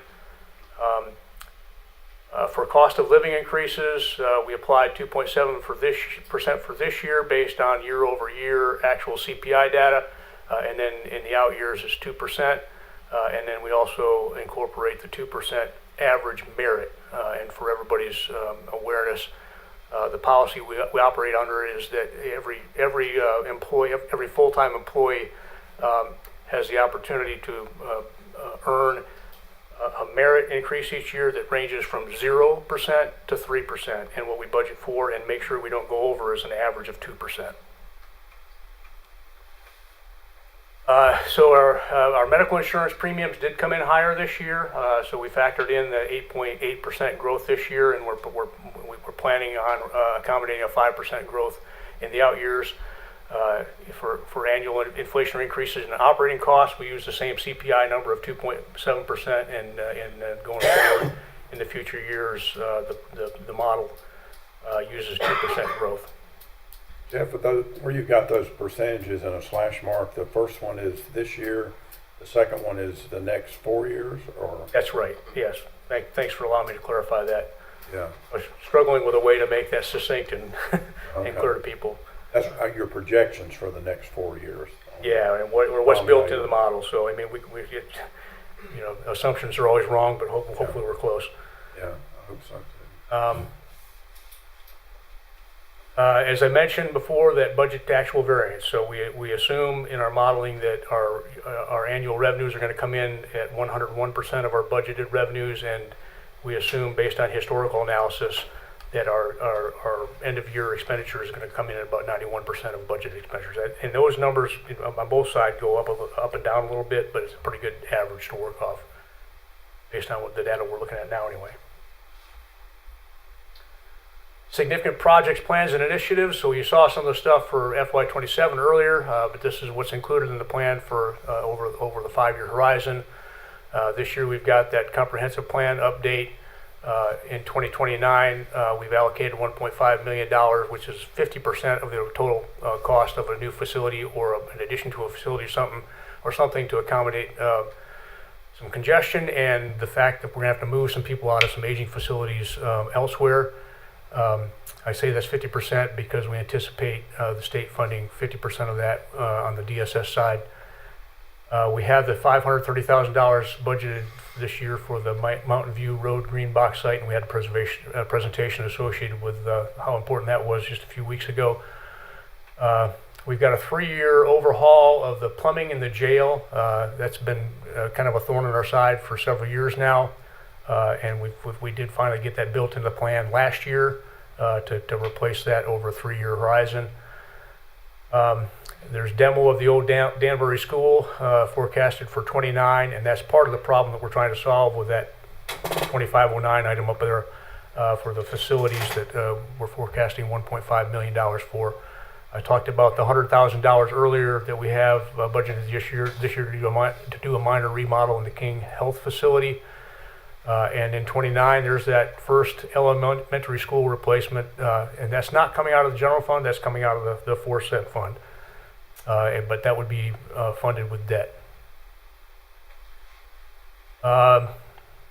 This year, we'll be tackling the establishment and implementation of the County Commission's Communications Improvement Plan.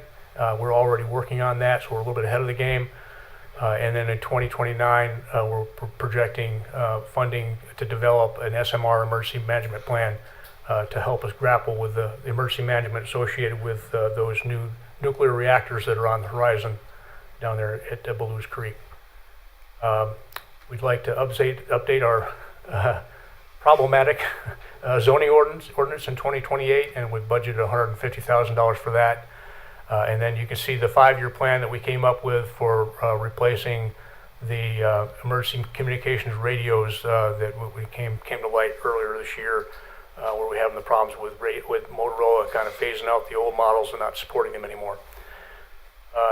In 2030, we're budgeting $4.5 million for a new emergency communications facility for our 911 folks.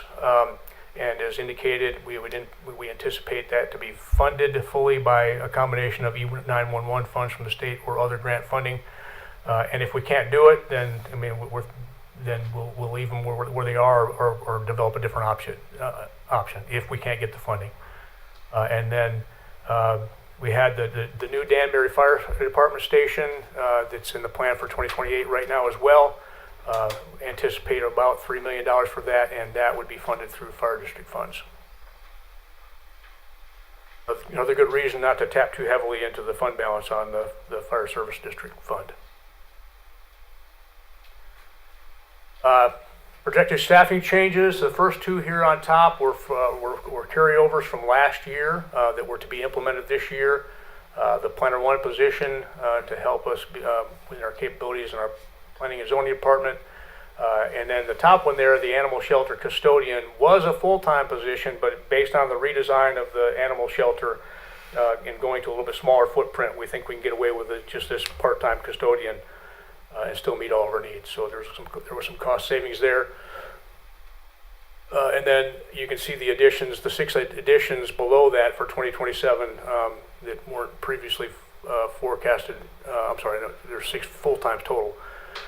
One of those being an IT security help desk specialist, and then there's the training and quality assurance officer for emergency communications department, and that person would also be able to fill in when there's an opening on a given shift for dispatch due to short staffing or somebody being out.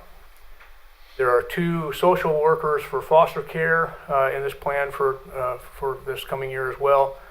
And then there's a reclassification of 4 positions in DSS that we expect to cost us a total of $19,000. And then there's a part-time position that's funded 50-50 between us and the Water and Sewer Authority. Cost us to be $9,000.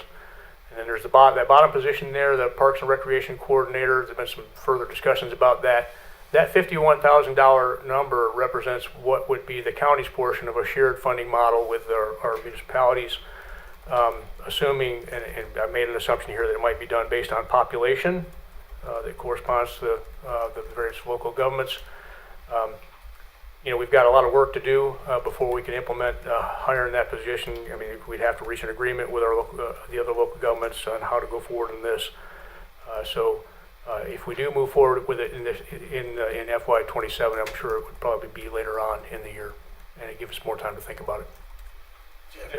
Yeah. Quick question on the sewer and water office assistant, and it's of course be 50% funded from the on the county side. Mm-hmm. Is this, because I saw a concern on the last report that being on the list, for the audit for the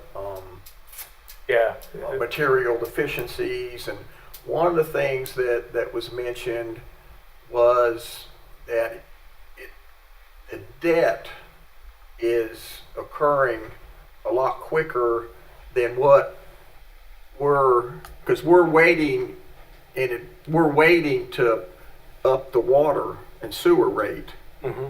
And so I was just wondering, just taking into account, I mean, that because I don't think they're out and out recommended that, hey, you need to increase the rates now, but they said you better watch it, you better talk about and make some considerations on what to do. And those rates are in the adopted plans now, so they are factored into our analysis for 27 going forward. And based on our analysis, we are going to turn the corner this year, and we're going to be out of the hole. All right, Thank you. What you got in the budget will get us, have the sewer funds supporting themselves, That's right. which the auditors told us we have to do. That's right. Okay.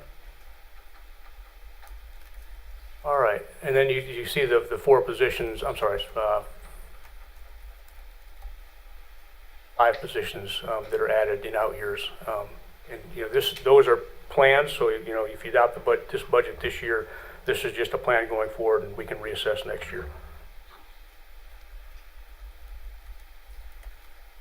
So here, this is the significant capital investments that are in this 5-year plan, not including the major capital projects, which you'll see in the next slide. And the stuff that was in 27 you've seen earlier. We've got a couple of solid waste trucks in the plan. Those next 2 items. Talked about the ambulance and replacement and budget and a remount in 27. Pretty much every year we're replacing another ambulance based on the age of the fleet right now. Moving forward in this plan. We've got ventilators planned for replacement in 29, and our CPR devices in 30 and 31.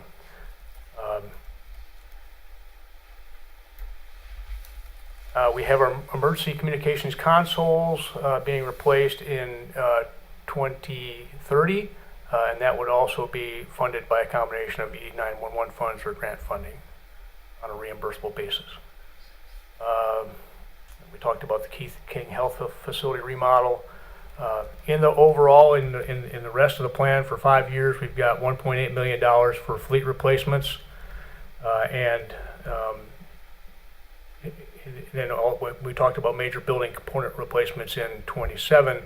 This is what that number looks like in the 5-year plan: $2.3 million to address some of the aging major building components like HVAC systems, boilers, roofs, you name it, across the board. Here are the 4 major capital projects that are in this 5-year plan. We talked about the animal shelter. We're paying for that with cash this coming year. So that we kind of anticipate that project starting this year, and it'll be rolling forward from there. There's that $1.5 million that's in the plan for expanded facilities for DSS and other departments in 2029. In the model right now, we assumed $1.5 million in debt to construct that. We may find ourselves in a position at that time where it makes more sense to pay for it in cash. That's not a big bill. And then there's the emergency communications facility I talked about, and the new elementary school in 2030 and 2029. So this is what it looks like for the 5-year forecast. As I mentioned, in 27, we hold the line at 58.5 cents, just from the standpoint of showing you what it takes to stay above our targets in the future years. The fund balance requirement of 30% and the debt service ratio, which it really doesn't come into play in here, but it's really more about the fund balance percentage. We're forecasting the possible need to go to 59% starting in 2028. It may or may not turn out like that. When we're looking at this year, it might tell at this time next year, it might tell a different story. But this is just kind of what it looks like based on the assumptions that we have built in the model. You can see at the bottom, that's fund balance appropriated last year, and as I mentioned before, there's year over year, there's a rough offset to that in our budget to actual variance, and you can see that just above the second red box on this chart, and then that second red box there shows you what the actual impact is on our fund balance year over year, and you see that kind of goes up and down. We add to it, we lose some in 27, we add a little bit more back in 28, we lose some in 29, lose some in 2030 and we add back in 2031. Kind of just depends on the other things that are going on in the budget. And then you can see what that resulting fund balance percentage is each year. We're projecting that we're going to be at 36% at the end of this year. We kind of slowly slide down, but we stay above that 30% threshold all the way out to 2030 when we're at 30.5, and then based on what's in this model right now, we climb back up a little bit in 2030. And you can see our debt service is well below the 10% target that we're looking for. The 4-cent fund for school capital, that's what that looks like. We forecast that we're going to be just fine moving forward with the 4% tax rate on that, as we historically have, particularly if we roll through the next revaluation and hold that one and continue to hold that at 4 cents. And as we mentioned before, we see ourselves being in a position where we have the wherewithal to fund debt starting in 2029 for a new elementary school, and that's why we've planned it there. And as I mentioned before, when we were doing this analysis last year, we weren't quite there with $50 million, surely probably about $40 million, but with some combination of things happening, whether it's grant funding or there's an offset from some other funding source here in the whole overall scheme of things, or we chose to appropriate some fund balance, we could get there. But what we didn't recognize last year was we also have this revaluation in 2030, and if there is property appreciation in 2030, and we hold 4 cents going forward like we historically have, that will also help to close that gap. Can I interject something right there? Talking about the new school in 29, so what you're saying is we would have the money to start paying on debt for a school in 29, but wouldn't we be, it's going to take a year or more to build a school, and even if we started right now, we don't even know if we would have something completed by 29. So we've heard this perspective from the school board. The reality is that we can't enter into a contract to begin construction until we have the money. We can't have the money until we've taken on the debt. And then once we've taken on the debt, once they've given us the money, depending on when it occurs during that fiscal year, sometime between 6 and 12 months after we get that debt, we're going to get our first debt service payment. Right. So it would hit that year. But we do need to look at a timeline of what would be the earliest that we could start letting them meet with architects and designers and stuff. That would have to happen, earlier than that, right? Right. Yeah, I agree. Yeah, much earlier. Yep. Okay. Continue. That's all I have. Thank you. Just thinking out loud, really. Go ahead. All right, so this is the scope fund, and we show this both in a 5-year perspective and for the life of the funding, because it will run out unless something changes. The year it runs out is 2039, and we're in pretty good shape here. I guess a good news story is when we looked at this last year, we saw ourselves basically running out of money in 2039, and so if we want to continue it going forward, it was going to be a burden on our taxpayers. We're still left with that reality. It's going to run out eventually, but right now it looks like we've gained another year, so we can fund this program as it stands right now out to 2040. Jennifer, there's always new lawsuits and litigation. Yeah. So there's more money coming. Yeah, we've had more money added to that since, I think, because there's more settlements coming in. Correct. Right. Key dates. We only have 3 left. We have the work session that we have planned for to start in the morning on the 21st, and we'll do that until completion for the work session. And then we have the public hearing scheduled now. We've submitted the change to your meetings for public notice, so everybody knows when that's happening. 5:30, not 6, but 5:30 on May 26th. And ideally, you would be in a position to adopt a budget on June 8th. On the 21st, are you talking 8 to 12? 8, I think we planned on starting at 9. Your half a day's, that means 1? Until completion. It really depends on what questions you guys have, so, Okay. and what we need to dig into. Public's also invited to that We still It's need a a public window, I meeting. think, even if the window disappears. public meeting.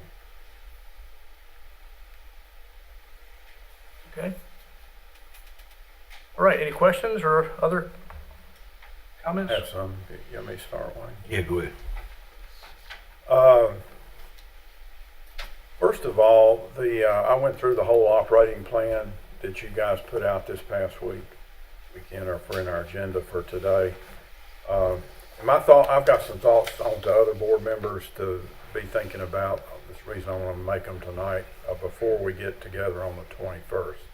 So I want to give you kind of a heads up and see if you agree or disagree, so we can resolve anything, get it all resolved on the 21st.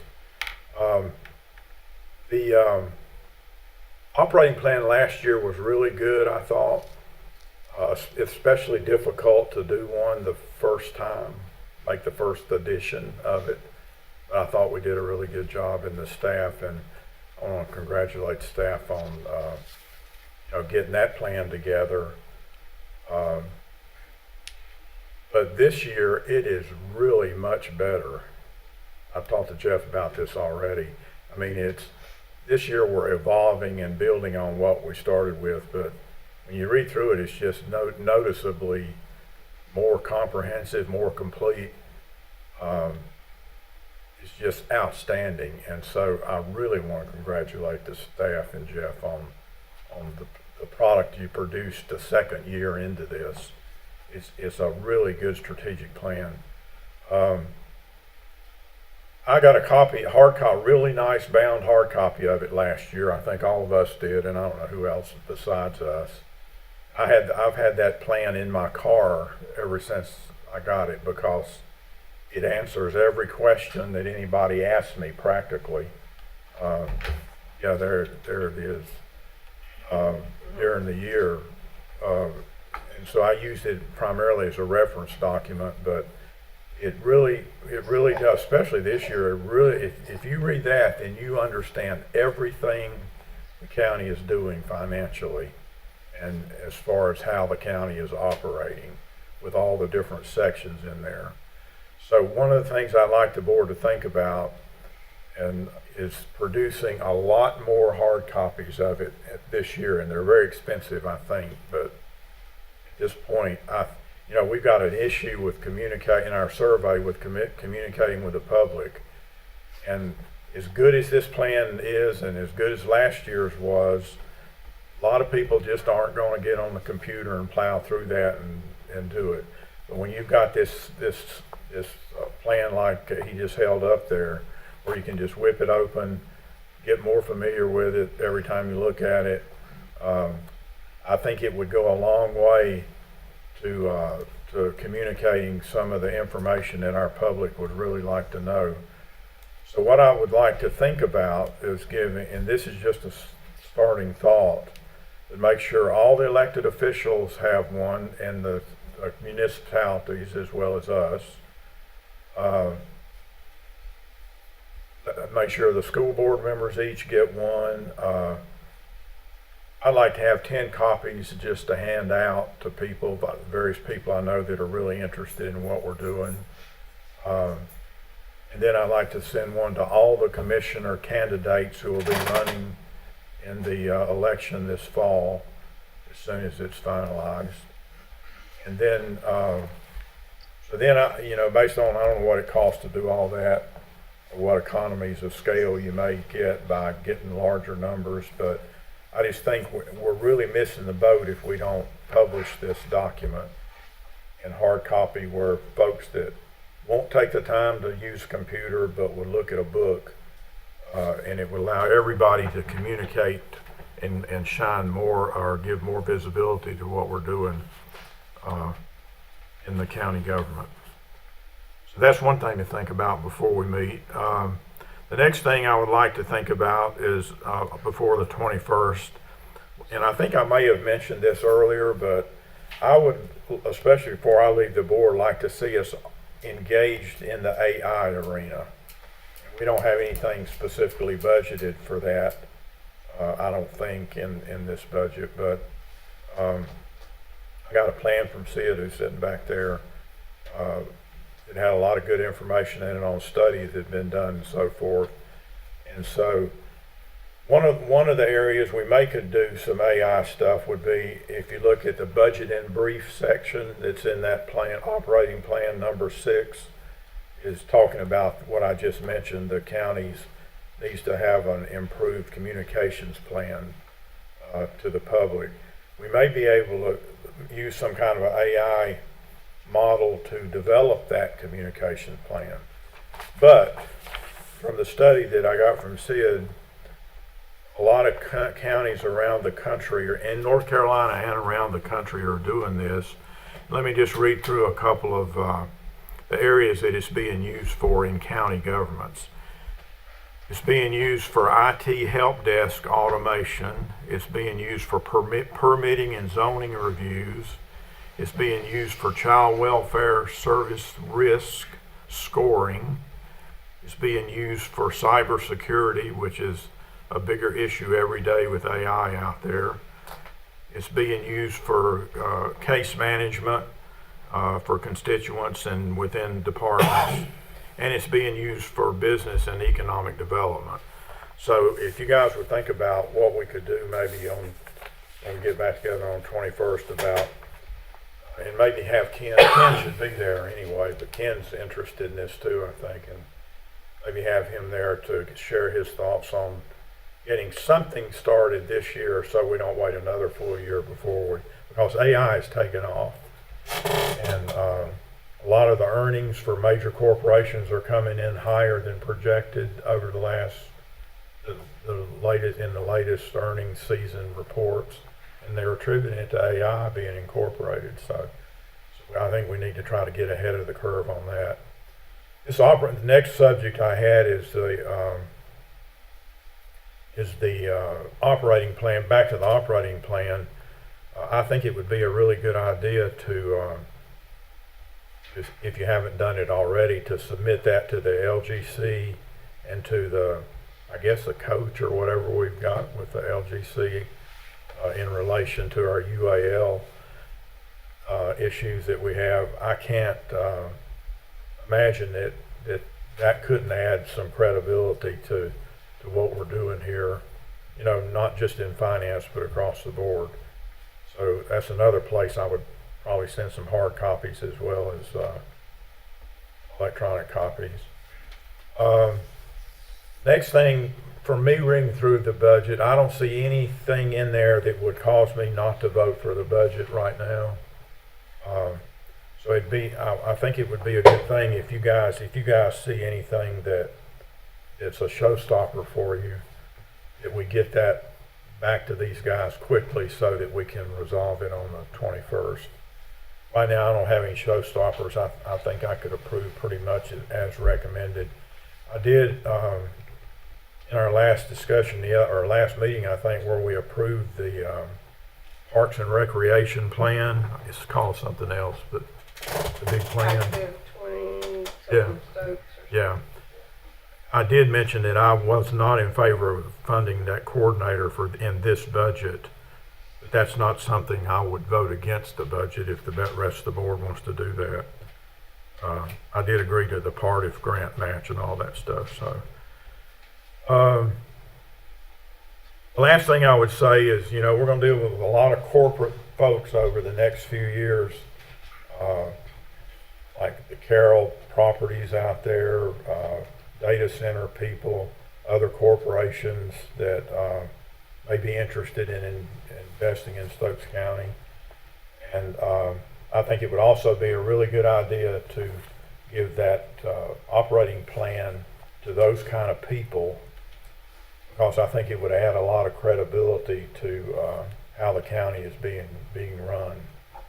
Whenever they see that consolidation of information, it kind of makes it look like you know what you're doing, you know. So print some more copies for that purpose.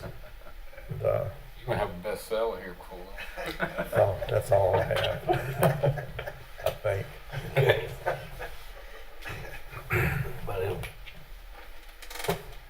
I think I'm just gonna need a little bit more time to digest it all before the 21st, but if I think of any glaring things, I'll contact you before then, for sure. I don't really have any other questions. Is it possible, going on off your question, is it possible to show a bid date on the school and construction start? Like what a timeline would look like. So, Yeah. I think I mean, to make the Projection, public right? feel more cozy. Yeah, I mean, it's been a while since I have been a part of, as Rick has been on the county manager side of some builds, Yeah. Copper Springs and there's things. there's It's a been section. while. I'm sorry. So, Yeah, there's a section in the capital improvement plan that talks about the new school, and we could add, you know, a timeline or a That's possible no big timeline problem there. Yeah, to do that. no, And I agree with Rick, as much as I can't, half the time I call AI A1 because but it's coming, right. But it's coming. And we can't stick our head in this, and I figure the quicker the better, because we don't want to be left behind on this. A couple other quick comments. If you could do it, maybe a cost estimate for us on printing these things, Sure, operating yeah. plans for the 21st. pretty easy. I mean, we can at least, you know, look at what we spent per Yeah. copy last year. You're right. I mean, if you go higher volumes, probably lower per copy, but at least it gives us a start point. Okay, great. And then the other thing is, I think it's a good idea to add that section on school funding that you mentioned during your presentation.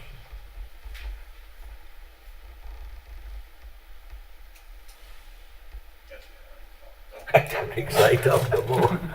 we really do appreciate all the hard work that went into this, because I know finance team and y'all have really, Big team effort. yeah, for sure. And we can tell. I mean, we're I think leaps and bounds beyond what we used to be at this point in the game. Yeah. Go back to what Rick, and iterate what Rick was saying earlier. What now?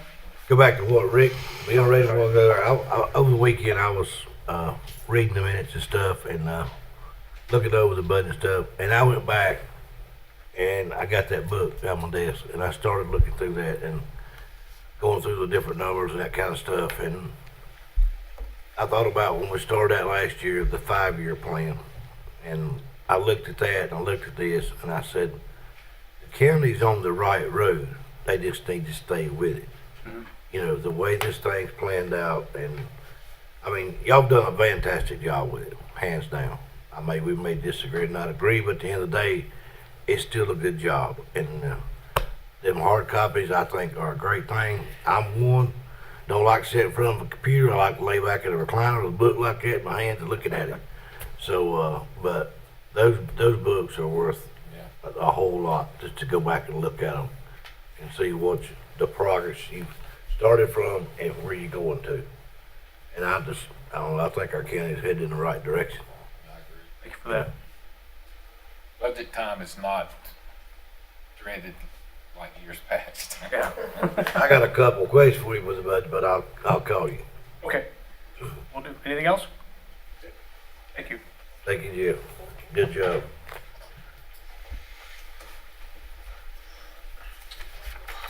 So, Jeff, that moves us to the Aging Planning Committee appointee, Olivia.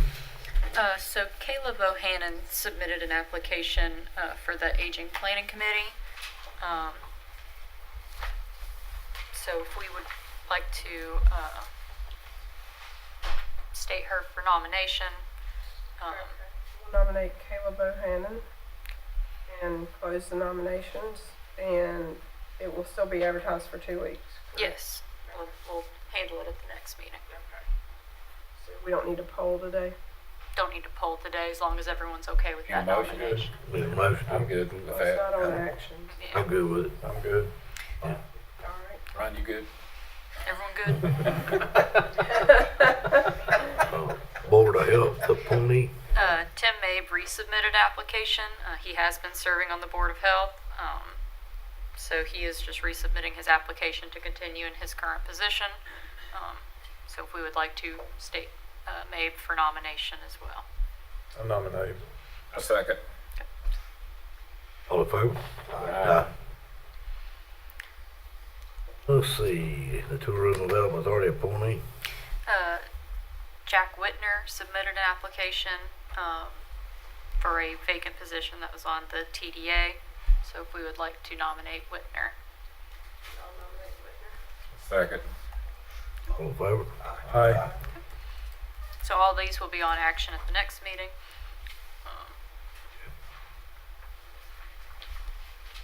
It takes us to the action agenda. This is all just me at this point. Okay. I'm sorry. You go right ahead. So for the action agenda, at the last meeting, we had the planning board appointments. We nominated the current planning board members who were continued to serve. We also had an additional application. Joe Turpin placed an application for the open planning board position for the Yadkin Township. So if we would also like to consider him in the appointments. I talked with Brian about this. Because we nominated last time and we openly advertised it, I think we're okay to consider him and basically appoint altogether because the position has been open. It was advertised last week. So if you guys are all good. It's a vacant position, right? It is a vacant position. It has been open. Just to What does that leave open? Snow You know, Creek. one. Oh, sorry. One position. One position, Snow Creek. So I can read all of those names as long as well as the additional application we got in. We can do the stated as read, do a motion, all of that. Okay, so I'm going to read all the names. Poll, right? No, just poll. This is the one you had question on last meeting. The way I. That's correct. Let her Let's read just- it, and then we'll just say, make a motion to nominate the Okay. slate, or to approve the slate as. All right. Yeah, that's read. right. For that. So it would be Tommy White, W. Mark Sizemore, Ronnie Tilley, Jeffrey Whitaker, Ronnie Morris, Shannon Stanley, Patrick Flincham, and Joe Turpin. Motion, we approve that slate of planning board appointees. Second. All in favor? Aye. Yeah. Motion carried. All right. Smooth. Very good. We're trying. And then over that's our EMS week proclamation. Would y'all like me to read the EMS week? Sure.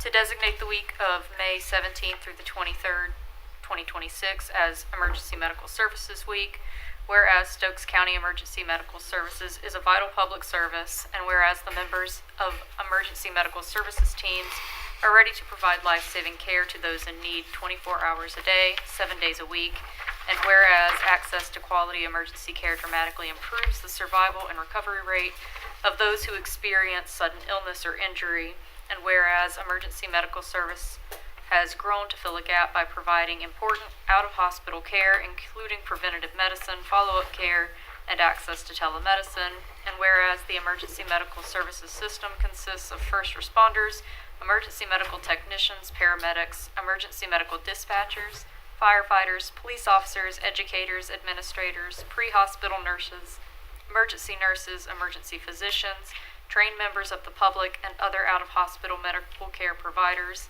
And whereas the members of emergency medical services teams, whether career or volunteer, engage in thousands of hours of specialized trainings and continuing education to enhance their life-saving skills. And whereas it is appropriate to recognize the value and accomplishment of emergency medical services providers by designating Emergency Medical Services Week. Now therefore, the Stokes County Board of Commissioners, in recognition of this event, do hereby proclaim the week of May 17th through the 23rd, 2026 as Emergency Medical Services Week, with the theme Improving Outcomes Together. I encourage the community to observe this week with appropriate programs, ceremonies, and activities. Can you just motion on that? Motion to approve the EMS week proclamation. Second. All in favor? And that will take us into closed session, so I'll read the rationales for that. To consider the initial employment or appointment of an individual to any office or position other than a vacancy in the Board of County Commissioners or any public body, or to consider the qualifications, competence, performance, character, and fitness of any public officer or employee other than the Board of Commissioners or some other public body pursuant to General Statute 143-318.11A6. Motion to go into closed session. Second. All in favor? Aye. Mr. Chairman, we get, can I get 5 minutes? Let's take about 10 Then we go into closed session. Yeah. Take about 10 minutes. Oh, make it free.